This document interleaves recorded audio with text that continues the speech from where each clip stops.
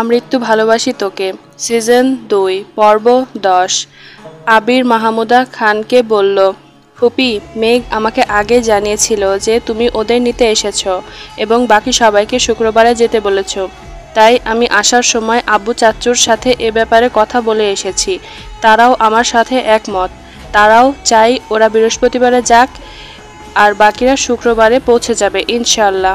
মাহমুদা খান একটু মন খারাপ করে বলল, ঠিক আছে, তাই হবে। আবির উঠে গিয়ে মাহমুদা খানের সামনে ফ্লোরে হাঁটু গেড়ে বসে মাহমুদা খানের হাতটাকে তার নিজের হাতে নিয়ে শীতল কণ্ঠে বলল, প্লিজ ফুপি, মন খারাপ করো না। বৃহস্পতিবার ওদেরকে নিয়ে আমি সকাল সকাল পৌঁছে যাব। ইদানিং অফিসের কাজে আমি প্রচুর ব্যস্ত থাকি। এই সময় মেঘকে নিয়ে আমি আর বাড়তি কোনো টেনশন করতে চাই না। প্লিজ একটু বোঝার চেষ্টা করো। মাহমুদা খান হাসি মুখে বললেন, ঠিক আছে বাবা, তুই কিন্তু বৃহস্পতিবার ওদের নিয়ে সকাল সকাল চলে যাবি। আমাকে যেন বারবার কল দিতে না হয়। আবির হাসল। পেছন থেকে আরিফ মাহমুদা খানের কাঁধে এক হাত রেখে বলল, আম্মু, তুমি একটুও টেনশন করো না। ভাইয়া যদি যেতে লেট করে আমি নিজে এসে ওদের নিয়ে যাব। এ পর্যায়ে সকলেই একটু হাসলেন। আবির ও মাহমুদা খান উঠে দাঁড়ালো। মাহমুদা খান সবার কাছ থেকে বিদায় নিয়ে এবার রওনা হবে। আবিরও যাচ্ছে তাদের পৌঁছে দিতে। অবশ্য মাহমুদা খান অনেকবার আবিরকে মানা করেছে, কিন্তু আবির শুনতে নারাজ। আরিফ ও একে একে সবার সাথে বিদায় নিয়ে মিমের কাছে গেল। একটু কাছাকাছি দাঁড়িয়ে ফিস ফিসিয়ে বলল, জান, আর মাত্র কয়েকটা দিন। আমার বাড়িতে গেলে তোমাকে না রাখতে পারলেও তোমার মনটাকে ঠিকই রেখে দেব। মিম মুখ বাঁকিয়ে অন্য দিকে তাকিয়েছিল। আরিফের এসব ফাজলামির কথা শুনে রাগি রাগি লুক নিয়ে আরিফের দিকে তাকালো। আরিফ মিমের দিকে তাকিয়ে চোখ মেরে বলল, লাভ ইউ। মিম আরিফের কর্মকাণ্ড দেখে চোখ গোল গোল করে তাকিয়ে আছে। এক নজর আশেপাশে সবার দিকে তাকিয়ে আরিফের যাওয়ার পানে দেখল। নির্লজ্জ লোক, মুখে কিছুই আটকায় না। মনে মনে বলে উঠল মিম। আবির মাহমুদা খানকে বাড়িতে পৌঁছে দিয়ে জান্নাতের সাথে কয়েকটা কথা বলেই বের হয়ে আসলো। রাকিব, লিমন, রাসেল, মোবারক তার জন্য অপেক্ষা করছে। প্রায় সন্ধ্যা 6টা বাজে। বন্যার মনটা কিছুটা ছটফট করছে। বিয়ের পর গত এক সপ্তাহে তানভীর তার কাছাকাছি ছিল সব সময়। আজ থেকে দৈনন্দিন জীবনে ফিরে গেছে তানভীর। তানভীর একটা সরকারি চাকরি করে। প্রতিদিন 5টায় তার অফিস ছুটি হয়ে যায়। এখন সন্ধ্যা 6টা কাটায়। বন্যা যখন এসব ভাবনায় মগ্ন, তখন একটা শক্ত পুরুষালী হাত তার কোমর পেঁচিয়ে ধরল। মুহূর্তেই বন্যার শরীরটা ভয়ে ঝাঁকুনি দিয়ে উঠল।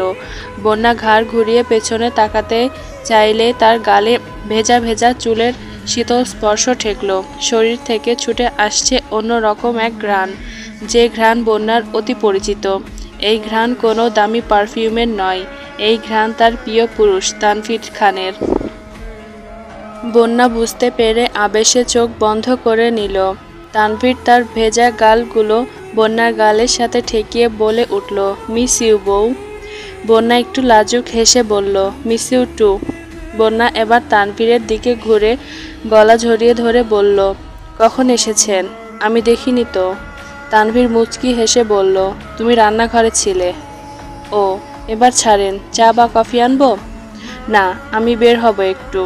আবির ভাই অপেক্ষা করছে। ও ঠিক আছে। বন্যা শোনো। বনু কই? রুমে আছে তো। বনুর একটু খেয়াল রেখো, মেয়েটা একটু বেশি চঞ্চল। জানি ভাইয়া একাই এনাফ বনুর জন্য, কিন্তু ভাইয়ার অনুপস্থিতিতে ও সারাক্ষণ তোমার সাথেই থাকে। বন্যা তানভীরের বাহু জড়িয়ে ধরে কাঁধে মাথা রেখে বলল, আপনি নিশ্চিন্ত থাকেন। তানভীর হেসে বন্যার কপালে গভীর চুমু এঁকে দিয়ে বলল, আমি আসছি। বন্যা বিদায় জানালো। এবার বন্যা মেঘের রুমে গেল। ননদিনী, আসবো? তোকে কতবার বলবো, আমার রুমে আসার জন্য পারমিশনের প্রয়োজন নেই।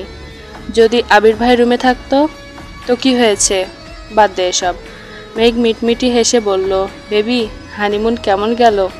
বন্যা অন্যদিকে ফিরে মুচকি মুচকি হাসছে। কিরে বন্যা, এদিকে ফির। বন্যা অন্যদিকে তাকিয়ে আছে। মেঘ আবারও ডাকলো। বন্যা এবার ফিরে তাকালো। বলল, ভালো। আমি তাড়াতাড়ি ফুপি হব তো? বন্যার মুখটা লজ্জায় লাল হয়ে গেল। মেঘ হেসে বলল, হয়েছে, আর লজ্জা পেতে হবে না। বন্যা একটু স্বাভাবিক হয়ে বলল, বৃহস্পতিবার নিয়ে তোর কোনো প্ল্যান আছে? আছে তো। বন্যা আর মেঘ টুকটাক গল্পগুজব করে আবারও নিচে ড্রয়িং রুমে চলে গেল। এদিকে আবির একটা চায়ের দোকানের সামনে বসে মোবারক, রাসেল, লিমন, রাকিব, তানভীর সবার সাথে আড্ডায় মগ্ন। মোবারক তানভীরকে বলে উঠল, কিরে তানভীর, হানিমুন কেমন কাটলো? তানভীর একটু হেসে বলল, হানিমুন যেমন কাটে। রাকিব বলল, এভাবে বলছিস কেন, একটু ডিটেলসে বল। উফ, আর হানিমুন, বউ তো আমার দেখলেই পালাই পালাই করে। তানভীরের মুখ থেকে এমন অসহায় বাক্য শুনে আবির সহ সকলেই হো হো করে হেসে উঠল। আবির হাসি থামিয়ে বলে উঠল, বিয়ের আগে তোকে সব সময় সাবধান করেছিলাম, বন্যার সামনে কখনো অতিরিক্ত রাগ দেখাস না। এই রাগের প্রতিক্রিয়া বন্যার মেয়েলি মনে প্রভাব ফেলবে। কিন্তু তুই কথা শুনিসনি, ওর সামনেই বারবার তামিম আর মিনহাজের উপর রাগ দেখিয়েছিস। এবার ঠেলা সামলা। শালা। শালা না, আমি তোমার সম্বন্ধী, সম্মান দিয়ে কথা বলো। আবির চোখ দুটো ছোট ছোট করে তানভীরের দিকে তাকিয়ে বলল, সম্বন্ধী ভাই, আপনাকে তো আগেই বলেছি পার্সোনালি দেখা করবেন, আপনাকে সম্মানের চূড়ায় পৌঁছে দিব। রাকিব অবাক কণ্ঠে বলল, বাড়িতে কি তোর একাই বউ আছে নাকি, আমাদের নেই? উফ আবির, তুই বিয়ের আগেও এমন করতি, তখন না হয় বুঝতাম মেঘকে হারানোর ভয়ে ওর আশেপাশে থাকার চেষ্টা করতি সব সময়। তাছাড়া মেঘ সকলের আড়ালে দাঁড়িয়ে তোর জন্য অপেক্ষা করত, তাই তুই ওর অপেক্ষা আর বাড়াতে চাসনি। কিন্তু এখন কি? কিন্তু এখন আমার বউ সদর দরজার দিকে তাকিয়ে থাকে আমার জন্য, তাই আমাকে যেতে হবে। সময় ছুটে চলে তার নিজ গতিতে। দেখতে দেখতে আজ বৃহস্পতিবার। আবির আজকে অফিসে যায়নি। সকাল থেকেই মাহমুদা খান বারবার জিজ্ঞেস করছে। আবির তখন মেঘেদের নিয়ে আসছে। আবির ও জানালো দুপুরের আগে পৌঁছে যাবে। তানভীর অফিস ছুটি হওয়ার পর ডিরেক্ট ফুপির বাসায় যাবে। কিছুক্ষণ আগে বন্যা, মেঘ, মিম রেডি হয়ে নিচে এসেছে। আবির সকালে একটু বেরিয়েছিল, কিছুক্ষণ আগে বাড়ি ফিরেছে, রুমে গিয়ে তৈরি হয়ে নিচ্ছে। হঠাৎ সবাই খেয়াল করলো আবির আর আদি একই রকম পাঞ্জাবি পরে গলায় সানগ্লাস ঝুলিয়ে নিচে নামছে। মেঘ, মিম, বন্যা তো অবাক, আবির কিভাবে জানলো মেঘেদের পূর্ব পরিকল্পনা। মেঘ, মিম আর বন্যা প্ল্যান করেছিল যে আজকে একই রকম ড্রেস পরে সবাইকে অবাক করে দিবে, তাই সকলের অগোচরে অনলাইন থেকে 3টা ড্রেস অর্ডার করে এনেছে। ওরা এখন সেই ড্রেস পরেই অবাক হয়ে আবিরের দিকে তাকিয়ে আছে। কিন্তু এ কি, আবির ভাই তো নিজেই ওদের অবাক করে দিয়েছে। আবির নিচে নেমে এসে মেঘেদের সামনে দাঁড়িয়ে মেঘেদের হাঁ হওয়া মুখটা আঙুল দিয়ে বন্ধ করে দিল। সকলেই মুখ টিপে হাসি দিল। ওরা রওনা হলো মাহমুদা খানের বাড়ির উদ্দেশ্যে। কিছুক্ষণের মধ্যে পৌঁছেও গেল। মাহমুদা খান তো ওদের দেখে মহা খুশি। আরিফ মিমের সামনে দাঁড়িয়ে সকলের উদ্দেশ্যে মিমের দিকে তাকিয়ে বলল, ওয়েলকাম ম্যাম। মিম জানে কথাটা আরিফ ওকে উদ্দেশ্য করেই বলেছে। মিম মুখ বাঁকিয়ে মাহমুদা খানের কাছে চলে গেল। আরিফের ঠোঁটের কোণে দেখা গেল বাঁকা হাসির রেখা। জান্নাত এসে একে একে মিম, বন্যা, মেঘকে জড়িয়ে ধরল। ইতিমধ্যে আইরিন ও রুম থেকে বেরিয়ে দৌড়ে এসেছে। আজ বৃহস্পতিবার হওয়ায় আসিফ বাড়িতে নেই। মাহমুদা খান ওদের সবাইকে ভিতরে নিয়ে গেল। দুপুরে খাওয়া দাওয়া করার পর সবাই কিছুটা রেস্ট নিয়ে আবার আড্ডায় বসেছে। মেঘ তো রেস্ট করতে যেতেই চায়নি। আবির এক প্রকার মেঘকে জোর করে নিয়ে গেছে। সর্বদা মেঘের প্রতি আবির যত্নশীল, কিন্তু বর্তমানে যত্নের পরিমাণটা যেন আরও বেড়ে গেছে। আজকাল যেন কোনো কারণেই আবির মেঘের উপর রাগ দেখায় না, নিজেকে সর্বদাই শান্ত এবং ধৈর্যশীল রাখার চেষ্টা করে। আবির সব সময় চায় তার অষ্টাদশী হাসি মুখে থাকুক, কিন্তু বর্তমানে মেঘের এতটাই মুড সুইং হয় যে তার মুড আবির নিজেই বুঝতে পারে না। মেঘের মুডের অবস্থা এখন এই ভালো এই খারাপ। এই যে কিছুক্ষণ আগের কথা, মেঘকে দুপুরে খাওয়ার পর রেস্টের জন্য আবির রুমে আসতে বলায় এখন মেঘের মন খারাপ। অন্যদিকে ঘুরে শুয়ে আছে, আবিরের দিকে তাকাচ্ছেই না। আবির জোর করে মেঘকে নিজের দিকে ফিরিয়ে বুকে নিয়ে শয়। বন্যা আর মিম এক রুমে আছে। দুজনের গল্পের মাঝেই হঠাৎ ঝংকার তুলে বন্যার ফোনটি বেজে উঠল। বন্যা ফোনটি হাতে নিয়ে দেখল তানভীর কল দিয়েছে, তাই ফোনটা নিয়ে ব্যালকনিতে চলে গেল। বন্যার কাণ্ডে মিম মিটিয়ে হাসছে। আসসালামু আলাইকুম। তানভীর মৃদু হেসে উত্তর দিল, ওয়ালাইকুম আসসালাম। কি করছো? তেমন কিছু না, মিমের সাথে গল্প করছি। ও, খেয়েছো? একটু আগেই খেয়েছি। আপনি খেয়েছেন? ওদের কথোপকথনের মাঝখানে মিম বলে উঠল, বৌমনি তুমি কথা বলো, আমি একটু ছাদ থেকে ঘুরে আসছি। বন্যা ইশারায় জানালো, ঠিক আছে। মিম ছাদের দিকে চলে গেল। মাহমুদা খানের বাগানে নানা ধরনের ফুল দেখেই মনটা জুড়িয়ে যায়। গোলাপ, গাঁদা, কাঠগোলাপ, হাসনাহেনা, জবা সহ রং বেরঙের ফুল। মিম আলতো আলতো করে ছুঁয়ে দিচ্ছে সকল ফুলগুলো। মিম একটা গোলাপ ছিঁড়তে যাবে, ঠিক তখনই কেউ কর্কশ কণ্ঠে বলে উঠল, এই মেয়ে, ফুল ছিঁড়ছ কেন? হঠাৎ করে এই দুপুরবেলায় ছাদে কারোর কণ্ঠ পেয়ে মিম ভয়ে চিৎকার করে উঠল। সঙ্গে সঙ্গে একটা হাত মিমের মুখ চেপে ধরল। মিম ভয়ে চোখ খিচে আছে। আরিফ মিমের ভয়ার্ত মুখে পানে দৃষ্টি রেখে বলল, দিনের বেলায় আমাকে দেখলে তোমার এত ভয় লাগে, তাহলে রাতে? এতটুকু বলেই আরিফ খেয়াল করলো মিম পিটপিট করে তাকাচ্ছে। মিম চোখ খুলে দেখলো আরিফ ঘোর লাগা দৃষ্টিতে তাকিয়ে আছে। মিম আরিফের চোখ পানে তাকিয়ে ভয়ার্ত চোখে জিজ্ঞাসা করলো, আপনি? আরিফ একটু রহস্যময় হেসে বলল, আমি। ভয় পেয়েছ জান? মিম নিজেকে একটু সামলে দাঁত খিচিয়ে বলে উঠল, ভয় পাবো কেন? আর আপনি কোথা থেকে একটু পরপর উদয় হন বলুন তো? তোমার হৃদয় থেকে, তোমার অন্তর থেকে। মিম দীর্ঘশ্বাস ফেলে বলল, পাগল একটা। আমি পাগল না, তুমি পাগলি, কারণ তুমি বুঝতে পারো না যে তোমার ভেতরেই আমি উদয় হই, আবার তোমাতেই অস্ত যাই। তুমি কবে তোমার মনের কথা শুনবে বলো তো? মিম এবার রেগে মেগে বলল, এই, আপনাকে কে বলেছে যে আমি আপনার মনের কথা শুনি না? শোনো বুঝি। বলতে বলতেই আরিফ কিছুটা মিমের সামনে চলে আসলো। মিম ও আরিফের সাথে তর্ক করতে করতে পিছনে পিছচ্ছে। হঠাৎই আরিফ মিমের পেছনে ছাদের কার্নিশে দুই হাত রেখে বলল, মিম, আর না। মিম একটু পেছনে ঘুরে দেখলো ও আস্তে আস্তে ছাদের একেবারে কিনারায় চলে এসেছে। বুঝতে পেরেই একটা ভয়ার্ত ঢোক গিলল। আরিফ মিমকে এক টান দিয়ে সামনের দিকে ঘুরিয়ে বলল, জান, একবার আমার হয়ে যাও, সারা জীবন যত্ন সহকারে রেখে দিব। যত খারাপ পরিস্থিতিই আসুক না কেন, কখনোই তোমার হাত ছাড়ব না। মিম সামনের আকাশের দিকে ফিরে তাকিয়ে আছে, আর আরিফ পিছন থেকে তার দুই বাহুর ভেতরে মিমকে রেখে ছাদের কার্নিশে দুই হাত রেখে দাঁড়িয়ে আছে। মিমের গায়ে আরিফের একটু স্পর্শ লাগছে না, তবুও মিমের হাত পা যেন অসাড় হয়ে আসছে, শরীরটা যেন মৃদু মৃদু কাঁপছে।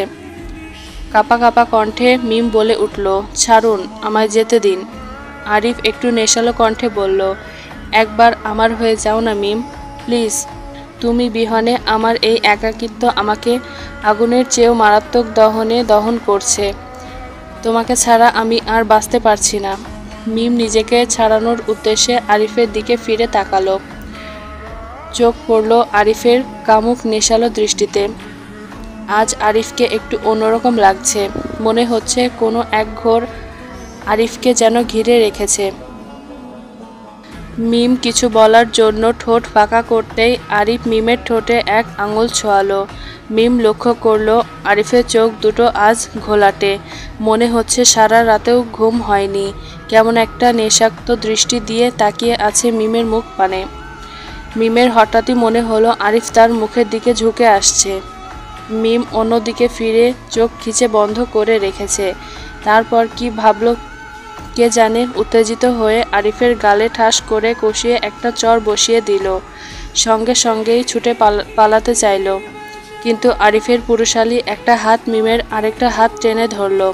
আরিফ মিমের দিকে না তাকিয়ে সামনের দিকে ফিরে বলল, মিম, তুমি আমায় চিনতে পারলে না। যখন তুমি আমাকে বুঝবে পাওয়ার জন্য বারবার খুঁজবে, হয়তো তখন আমি আর তোমার জীবনে স্টিক করব না। বলেই মিমের হাতটাকে ছেড়ে দিল। মিম ও ছুটে নিচে চলে গেল। আরিফ এক নজর দূর আকাশের দিকে তাকিয়ে আছে, দীর্ঘশ্বাস ফেলে বলল, তুমি কি করে আমাকে এতটা নীচ ভাবতে পারলে? আমি তো শুধু তোমার কপালে কপাল ছোঁয়াতাম। দুপুরের কড়া রোদের পাশাপাশি মানুষের শরীরের ছোঁয়াটাও যেন বিদায় নিচ্ছে। একটা ঘর্মাক্ত দুপুর পার হয়ে ধরণীতে দেখা দিয়েছে এক স্নিগ্ধ বিকেল। দুপুরের ঘটনার পর মিম আর বাহিরে বের হয়নি। যদি চোখে চোখ পড়ে যায় আরিফের সেই ভয়ে। মিম জানে আরিফ তাকে কিছুই বলবে না, এমনকি বাড়ির কাউকেই এই ব্যাপারে অবগত করবে না। তাও এক অনাকাঙ্ক্ষিত ভয়ে যেন তাকে ঝাঁকিয়ে ধরেছে। মিমের কি এক অদ্ভুত বিশ্বাস আরিফের প্রতি। মিম জানে আরিফের দ্বারা তার কোনো ক্ষতি কোনো কালেই সম্ভব নয়। দুপুরে এই অনাকাঙ্ক্ষিত ঘটনাটি মিমকে এখনও তাড়া করে বেড়াচ্ছে। সেটা কি একমাত্র আরিফের প্রতি ভয়, না সেটা কেবলই অপরাধবোধ? আরিফের প্রতি মিমের আকর্ষিত কর্মকাণ্ড আরিফের পাশাপাশি মিমকেও এক অদ্ভুত দহনে পোড়াচ্ছে। আরিফ কি জানে?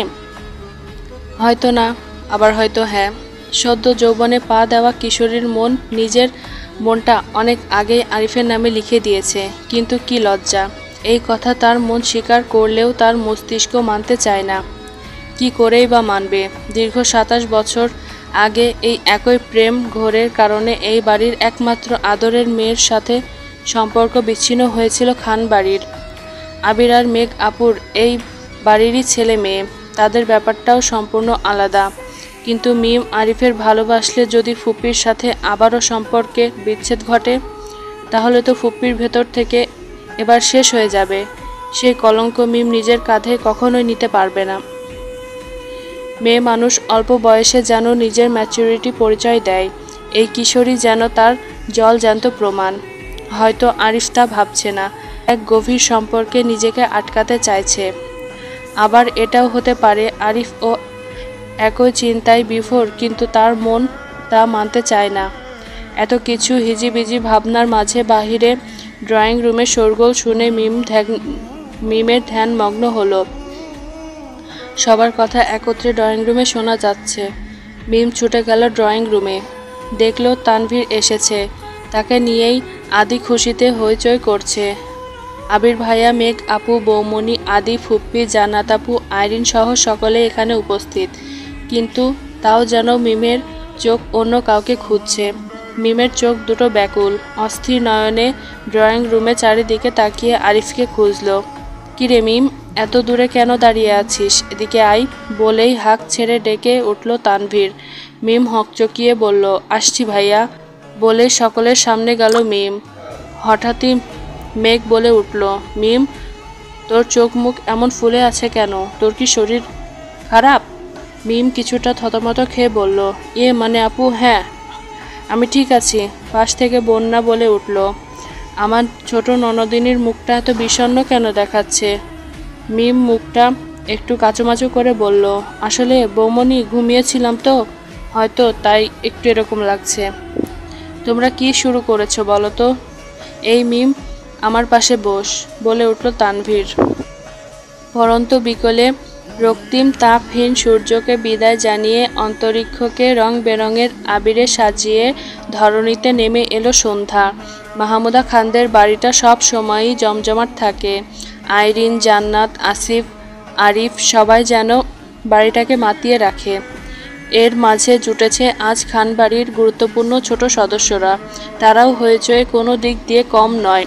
সকলে একত্রে ড্রয়িং রুমে বসে জমিয়েছে সন্ধ্যার আসর। মাহমুদা খান তার হেল্পিং হ্যান্ড এর উদ্দেশ্যে বলল সকলের জন্য চা নাস্তা তৈরি করতে। চায়ের সাথে সাথে সন্ধ্যার আড্ডাটা বেশ ভালোই জমবে মনে হয়। আবির কখন থেকে নিজের ফোনটা হাতে নিয়ে স্ক্রল করে যাচ্ছে। হঠাৎই মেঘ সকলের উদ্দেশ্যে বলল, চলো সবাই আমরা একটা খেলা খেলি। মেঘের হঠাৎ প্রস্তাব শুনে সকলে সায় দিয়ে আবির আর মিম সায় দিল না।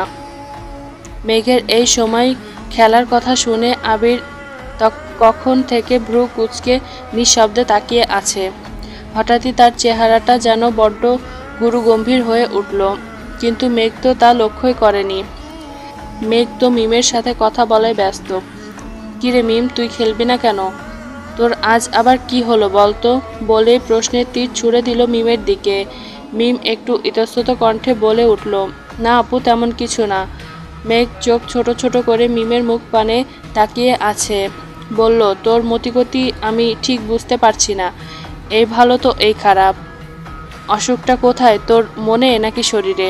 মেঘের দুষ্টুমি বুঝতে পেরে মিম একটা দীর্ঘশ্বাস ফেলল।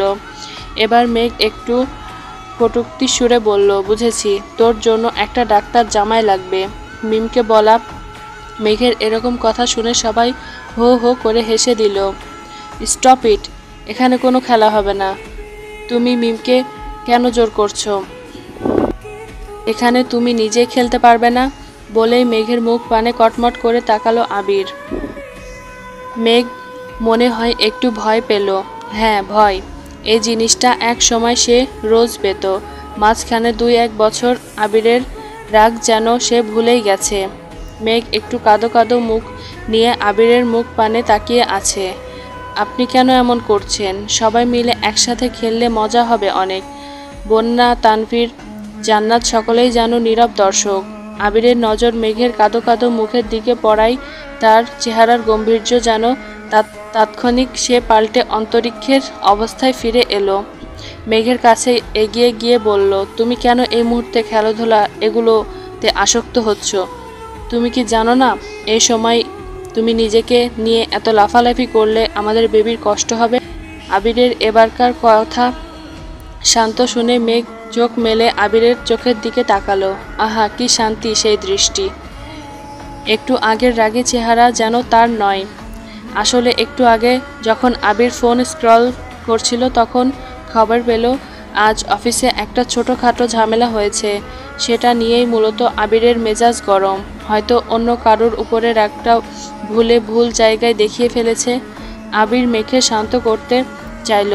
শান্ত হওয়ার বিনিময়ে মেঘ আবিরের বাহু জড়িয়ে ধরে বলে উঠল, আপনি কেন এত রাগ করছেন? আমরা তো ট্রুথ অ্যান্ড ডেয়ার খেলতে পারি। আবির একটু চুপ থেকে বলল, ঠিক আছে খেলো, বাট আমাকে ডাকবে না এসবে। তানভীর আবিরের হাত জড়িয়ে বলল, ভাইয়া তুমি না থাকলে খেলায় কোনো মজা আসবে না। বলে জোর করে মেঘের পাশে বসিয়ে দিল আবিরকে। আবির মেঘের পাশে বসেই লক্ষ্য করলো মেঘের মন খারাপ হয়ে গেছে। সকলের অগোচরে আবির মেঘের এক হাত শক্ত করে ধরে আছে এখনো। আবির আস্তে আস্তে মেঘকে বোঝালো, জানালো যে অফিসের কাজে ডিস্টার্ব থাকার কারণে মেজাজ হঠাৎই চড়ে গিয়েছিল। এবার মেঘের মুখটা একটু শিথিল হয়ে আসলো। পাশ থেকে জান্নাত বলে উঠল, এই যে ভাইয়া আর ভাবি, আপনাদের প্রেম করা শেষ হলে খেলায় মনোযোগ দিন। আবির আর মেঘ একটু হাসলো, মনোযোগ দিল খেলায়। কিন্তু মিমের মন যেন আজ তার কাছেই নেই। যদিও থাকে, তার মন আজকাল তার কাছে তার কথা না শুনে যেন অন্য পুরুষের কথা শুনছে। এই যে এখন মস্তিষ্ক বলছে তাকে আর খুঁজব না, কিন্তু মন বারবার বলে উঠছে কোথায় সে ড্রয়িং রুমে এত মানুষের ভিড়ে কেন নেই সে? ভাবনার মধ্যে হঠাৎ মিমের কানে সকলের চিৎকার ভেসে আসলো। চোখ মেলে তাকিয়ে দেখলো বোতলটা ঘুরে আবিরের দিকে ফিরে আছে। জান্নাত বলে উঠল, প্রশ্ন আমি করব, ভাইয়া ট্রুথ নাকি ডেয়ার? আবির, ট্রুথ।